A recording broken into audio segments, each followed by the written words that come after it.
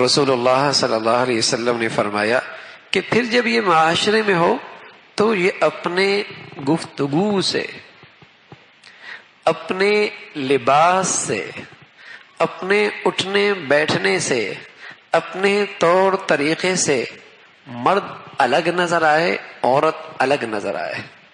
جو عورت مرد کی طرح بولنے کی کوشش کرے اور مرد کا انداز چال ڈھال اختیار کرے، مرد کسا لباس اختیار کرے اور مرد کسا زبان کی گفتگو اس کی ہو، اللہ کے نبی نے فرمایا اس پر اللہ کی لعنت ہے۔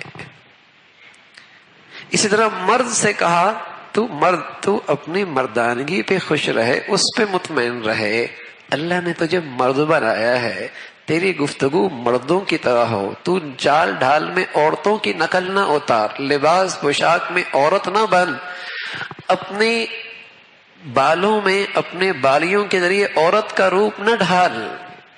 وہ عورت کا ایک الگ لباس ہے، وہ ریشم پہن سکتی ہے، وہ سونا پہن سکتی ہے، وہ ریشم پہن سکتی ہے، وہ سونا پہن سکتی ہے۔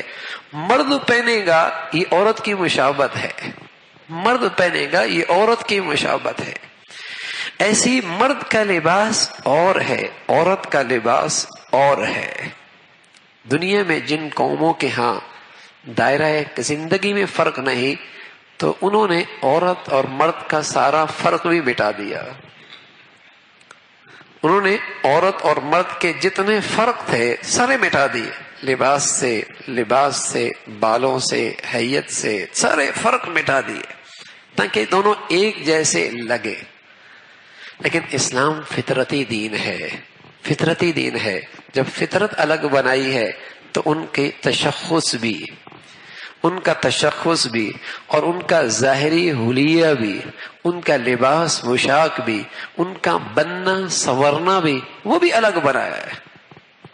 تو رسول اللہ صلی اللہ علیہ وسلم نے یہ بتایا، لعن رسول اللہ صلی اللہ علیہ وسلم المتشبہین من الرجال بالنساء، کہ اللہ کے نبی نے ان لوگوں کے فرمایا ایسے لوگ ملعون ہیں، ایسے لوگ ملعون ہیں جو مرد عورتوں کے روپ ڈھالتے ہیں، مشابہت اختیار کرتے ہیں، اور جو عورتیں مردوں کا روپ اور روپ ڈھالتی ہیں گفتگو میں، چال ڈھال میں، کسی بھی طریقے میں۔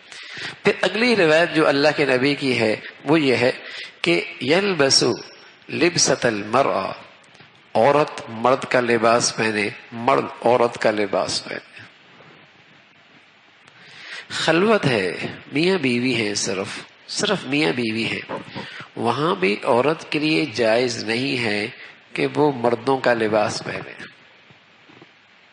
کیونکہ یہ جو لعنت فرمائی نا، وہ اس لیے نہیں فرما رہی کہ یہ اس لیے نہیں فرمائی کہ صرف لباس کی وجہ سے لعنت نہیں ہے، لباس اس لیے کہ مردوں کی صورت اختیار نہ کرے، وہ کہیں بھی اختیار کرے گی، چاہے اپنے مرد کے سامنے بھی اختیار کرے گی، ملعون ہوگی، مرد کے سامنے بھی۔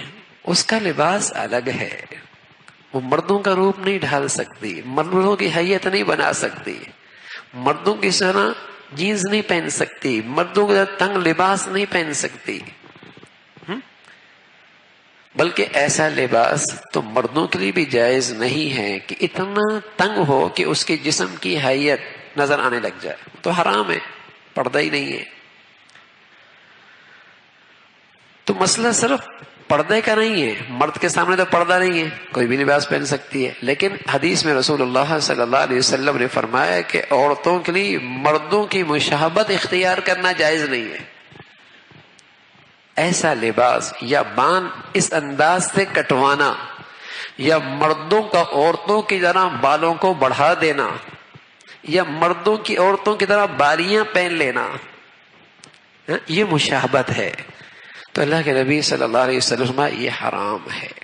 اور پہلے مسلمانوں کے ہاں بچپن ہی میں بچوں کا لباس علیحدہ ہوتا تھا، بچیوں کا لباس علیحدہ ہوا کرتا تھا۔ بچپن ہی میں ماؤں کو جب امید ہوتی تھی نا کہ اولاد آ رہی ہے تو وہ بچیوں کا بھی لباس بنا دیا گیا، تو بچوں کا بھی بنتا ہے۔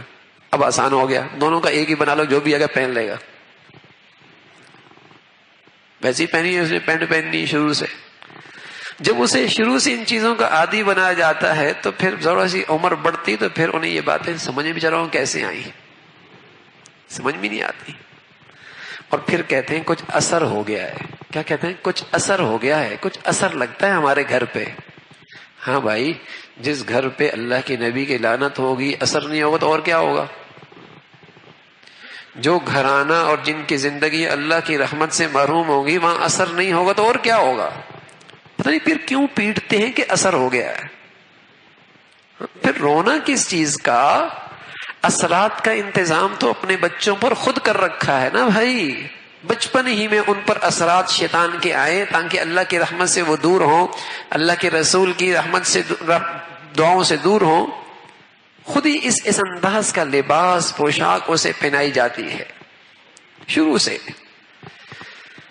تو میرے عزیزو، اللہ کے نبی صلی اللہ علیہ وسلم نے فرمایا کہ یہ اللہ کی رحمت سے دور ہیں، انہیں لعنت فرمائی ہے اللہ کے نبی نے. تو فطرت الگ ہے، طبیعتیں الگ ہے، دائرہ کار الگ ہے، تو ان کا لباس پوشاک بھی الگ ہے، ان کا لباس پوشاک بھی الگ ہے.